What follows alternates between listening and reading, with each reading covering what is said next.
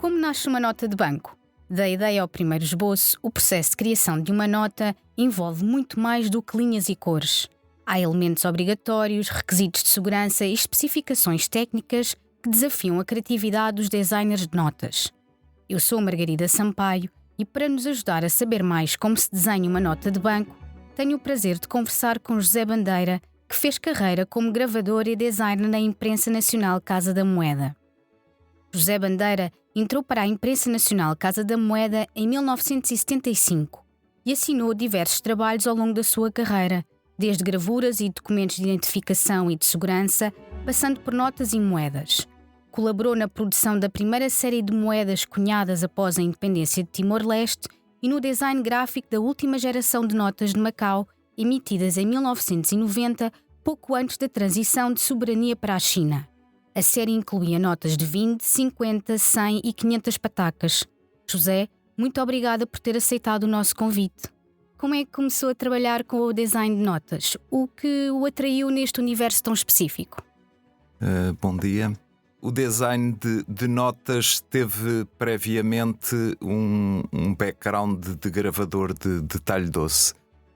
Quando entrei para a empresa, entrei num grupo de alunos bolseiros, que era uma categoria que existia à época, e em que cada um dos selecionados foi previamente indicado para fazer parte de um grupo de profissionais, uns na área da numismática, outros da impressão, outros da composição tipográfica, e eu fui selecionado para a área de gravura de talho doce. É um processo lento, implica bastante prática manual. Gravei algumas efígies do Camões e do Fernando Pessoa ainda antes de me atrever a gravar as notas de Macau. Dado esse background de profissional, e porque internamente também acharam que eu era a pessoa mais habilitada para produzir os designs, fui o autor do design para um concurso promovido pelo BNU para a nota de 500 patacas, que foi a primeira nota produzida por nós. Depois produzi então as notas de 50 e 100 patacas, e a última nota a ser produzido o design e a gravação foi a nota de 20 patacas. Tudo isto num processo que demorou 5 anos, entre a nota de 500 e a final de 10 patacas. Imagino que sejam vários processos pelos quais tem de passar para desenhar uma nota, e uma nota é mais do que apenas um meio de pagamento, não é? Uma nota conta uma história sobre a cultura de um país ou de uma da região. Calculo que o projeto passe por definir que valores devem transmitir as novas notas, que símbolos culturais são importantes, que requisitos de segurança devem ser cumpridos. Quais foram os desafios de criar a última geração de notas portuguesas para Macau? Como é que se cria uma nota de raiz? O processo foi, por assim dizer, um processo de ruptura com a geração anterior de notas.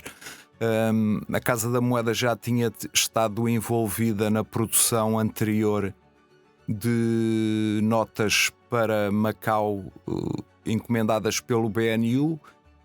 Eu tinha tido colegas gravadores que tinham executado as gravuras do Venceslau de Moraes, do Camilo de Peçanha, do Luís de Camões, que tinham figurado nas gerações anteriores de notas para o território. A decisão, quer do BNU e sobre a qual nós apresentámos as nossas propostas, foi dar mais ênfase à cultura chinesa. Previa-se a passagem do território para a soberania chinesa, e como tal foi a primeira geração de notas que representaram, no caso da de 500 patacas, o templo de Amá, uma deusa chinesa protetora dos navegantes, e que, portanto, foi decidido que figuraria. Já tinha existido uma nota anterior produzida pelo Hong Kong Banking Company com um dragão, e que não tínhamos estado sujeitos a concurso e não apresentámos nenhuma proposta, mas posteriormente o trabalho foi do agrado do BNU e, portanto, depois produzimos a de 100 patacas, em que figura um junco chinês, a de 50 patacas em que figura a dança do leão, uma dança tradicional chinesa, e por último uma nota em que figurava a sede do Banco Nacional Ultramarino. E portanto foram notas que me obrigaram e obrigaram também a equipa de colegas com quem eu trabalhei, e alguns com mais experiência na gravura, mas menos no design, de estabelecer contactos com a missão de Macau, com o Museu do Oriente, que nos ajudaram nas pesquisas. Evidentemente a cultura chinesa não é desconhecida de todos nós, mas aprofundadamente não a dominávamos, e foi necessário estabelecer contactos com entidades que nos garantiam a fiabilidade. Hoje em dia colocamos muito a informação em causa a informação que a internet disponibiliza. A internet não existia na altura com o volume de informação que hoje em dia nos permite aceder com fiabilidade ou não. Isso depende muito, e neste caso de uma nota que representa a soberania no território, temos que ser realmente fiéis à informação que prestamos. Deve ser um processo bastante interessante de, não é? Não conhecendo uma cultura, procurar conhecê-la para poder criar desenhos que sejam facilmente identificáveis para as pessoas, para quem não... dignos, e aí o apoio de especialistas na área foi primordial. Mas também posso depreender que na realidade desenhar uma nota é mais do que apenas um processo criativo muito desafiante. Também é criar uma nota que seja esteticamente apelativa, mas que também incorpore as diferentes camadas das características de segurança, que evita as falsificações, as contrafações. Isso de certeza que implica incluir diferentes padrões ou elementos de segurança complexos, como marcas de água, hologramas, microimpressões. Todos estes elementos que precisam de ser integrados numa nota e estarem harmoniosamente entre si. É verdade.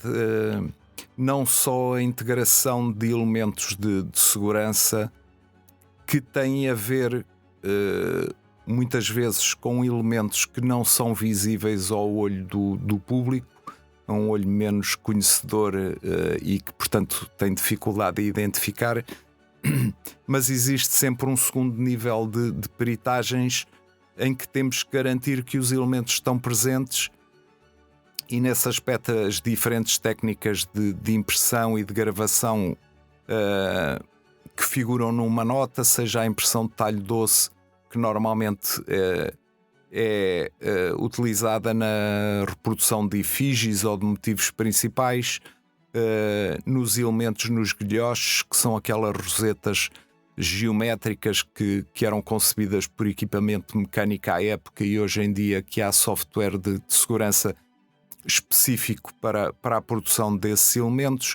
Microtextos que a olho desarmado aparentam ser uma linha, mas quando analisados com uma lupa vemos que figuram lá letras ou números com dimensões de décimos de milímetro, imagens latentes que só são possíveis de visualizar porque foram impressas com uma técnica de talho doce, mas que depois, consoante a fonte de iluminação, vai nos permitir revelar elementos escondidos.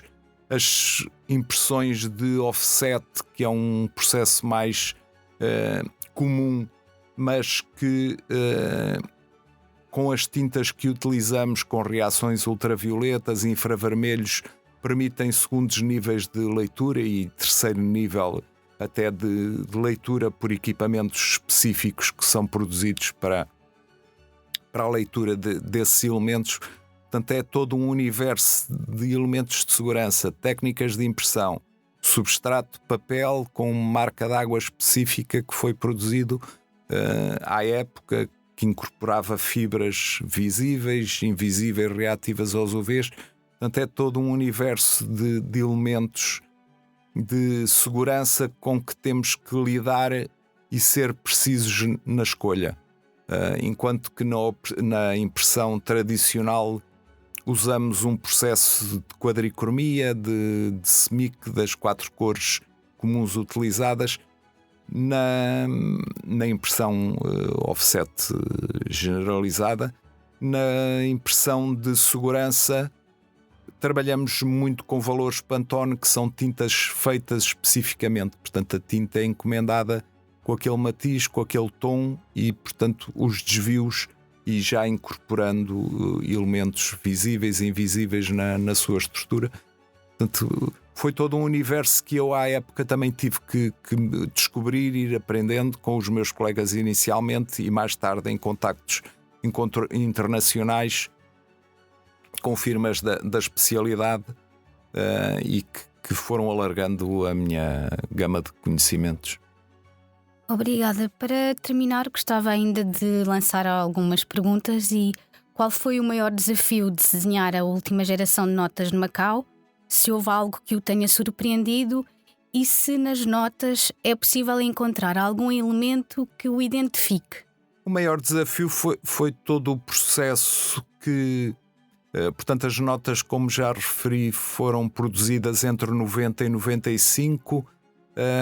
A indústria gráfica e a indústria gráfica de segurança, mais especificamente ainda, estava numa fase de transição entre a produção analógica e a produção digital, que passava muito por software de elevado nível de resposta, enquanto que na impressão e na produção de originais comerciais podemos estar a falar em 1200 e 2400 dpi, pontos por polegada. Numa impressão de segurança estamos a falar de 25.000 dpi, portanto é um universo que não tem nada a ver e que dificulta a falsificação. Portanto, como ia dizendo, estive num processo de produção ainda muito analógico, com muito desenho, com parte de gravura manual, e com o passar dos anos a minha carreira foi transitando para o digital, trabalhando com software, nomeadamente na área da holografia, em que a Casa da Moeda construiu a primeira fábrica de raiz de produção de hologramas da Península Ibérica. Posteriormente, com software de produção, e portanto foi todo este processo que me foi surpreendendo ao mesmo tempo que exigindo respostas da minha parte. E não sei se posso questionar se nas notas é possível encontrar algo que o identifique. É tradição na gravura o autor identificar-se através da inclusão de termos latinos, Incisit, Inventit, e depois ter a assinatura ou uma marca do gravador. Se pesquisarem no verso das notas de Macau, vão lá encontrar, não vou dizer aonde, mas com uma lupa simples de relojoeiro ou de ourives, irão encontrar lá com certeza o meu nome. Obrigada, José. Venha ver dinheiro como nunca viu, de quarta a domingo no Museu do Dinheiro, com entrada gratuita. Muito obrigado pelo convite.